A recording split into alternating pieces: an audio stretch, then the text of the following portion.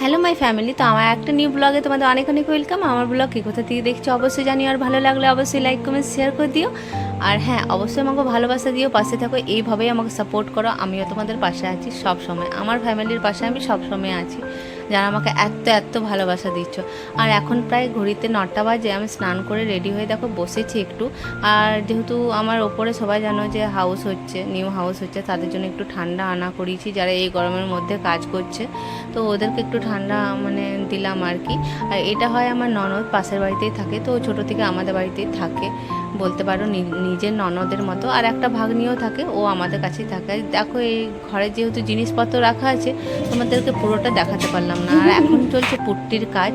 আর এদিকে দেখো একটা ব্ল্যাঙ্কেট কেচে রাখা হয়েছে, যেহেতু এটা গায়েনি, আর যেহেতু এসি চলে, আর অনেক দিন কাচা হয়নি, নোংরা হয়েছিল, তাই এসেই আমি কেচে নিয়েছি, যেহেতু বাড়িতে কিছুদিন আমি ছিলাম না। আর এদিকে আমার শাশুড়ি দেখো পুজো করছে, তো আমি বললাম, তো ভাবছে হয়তো আমি ভিডিও করে কাউকে দেখাচ্ছি, মানে ভিডিও কলে কেউ আছে আর কি।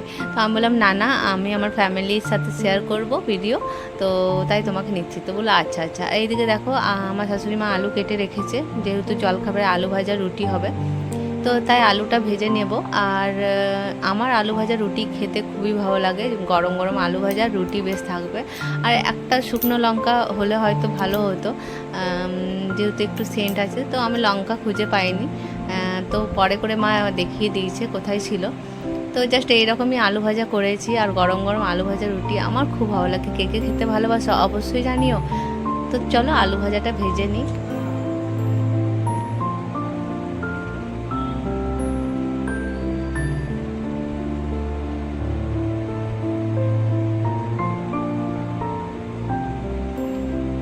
তো আমার তো জলখাবার খাওয়া হয়ে গেছে, আর খেয়েও নিয়েছি, আর এখন প্রায় 10:30 11টা বাজে, তো অনেক তাড়াতাড়ি সব কিছু হয়ে গেছে। আর যা গরম পড়েছে, একটু সকাল সকাল রান্না করে নিই আমরা।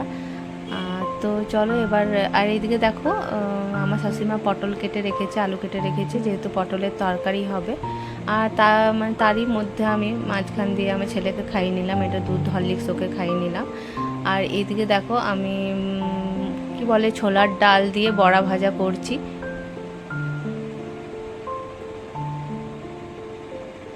তো ছোলার ডাল মানে বড়া, ছোলার ডালের বড়া কারা কারা খেতে ভালোবাসে অবশ্যই জানিও।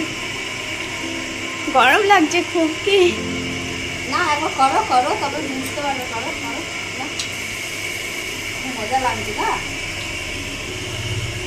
আর এদিকে আমার আমার মানে আমার ননদের মেয়ে আমাকে বলছে, মামি তোমার গরম লাগছে? আমি হ্যাঁ, তুমি এসে একবার করো, দেখো কতটা গরম লাগছে। তো তো চলো বড়া ভাজাগুলো ভেজে নিই।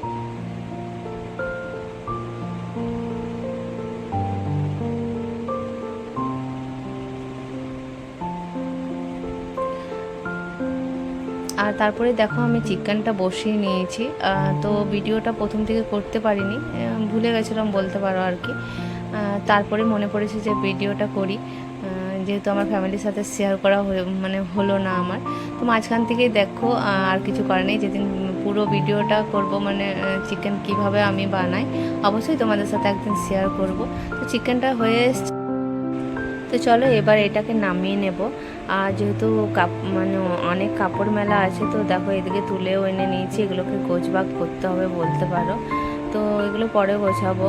আর এদিকে এখন মানে ঢেলে রেখেছি বিছানার মধ্যে। আর ছেলেকে এখন খাইয়ে নেবো, যেহেতু 1টা বাজে, 1:10 বাজে, তো আমি এগুলো পরে করব। আর দেখতে দেখতে বিকেল সন্ধে হয়ে আসে আর কি। আর এইদিকে দেখো আমার ছেলে কুরকুরে খাচ্ছে, আর এইদিকে দুটো মানে পিসি আর দিদি মিলে কি করছে দেখো, তোমরা ওকে ভুলিয়ে ভুলিয়ে খাচ্ছে, দে দে একটা করে দে। ও একটা করে দিয়েছে, আর আমি বললাম দেখ চাইছে একটু দে, তো ও আর দিচ্ছে না, না সব ভুলিয়ে খেয়ে নিয়েছে। আর এদিকে যেহেতু গরম পড়েছে, সন্ধ্যেবেলায় সেরকম আর কিছু খাইনি, দুটো লস্যি আনিয়েছি, আর আমার ছেলেকে একটা দিয়েছি। আমার ছেলে দেখতে পাচ্ছ ও ঠান্ডা খেতে খুব পছন্দ করে, আর কি বলছে খুব ভালো হয়েছে, টেস্টি হয়েছে, তোমাদেরকে বলছে। তো ওরও একবার কথাগুলো শোনো, তোমাদেরকে কি বলছে দেখো। খুব টেস্টি। তুমি যদি যাও এটা দোকানে ঠান্ডা ঠান্ডা কিনতে পারো আর খেয়েও নিতে পারো।